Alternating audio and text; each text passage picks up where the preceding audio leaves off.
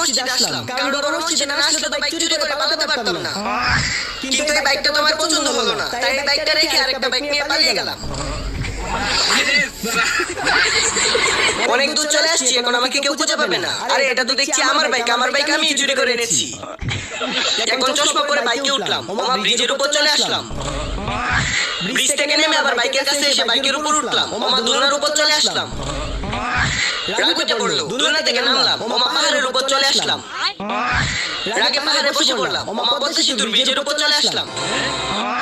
যেহেতু সেতুর কাছে চলে আসছে, তাহলে গোসলটা করেই ফেলি। তাই গোসল করার জন্য লাফ দিলাম, সাথে সাথে নৌকার উপর চলে আসলাম। আমার নেট প্রচুর ডিস্টার্ব করছে। নানি নাইনটি সিমটা কিনলে নেট সমস্যা ঠিক হয়ে যাবে, তাই সিম কেনার জন্য নানির কাছে কল দিলাম। আমার নানি নেট এত ভালো যে নানি সিমে কলই ঢোকে না।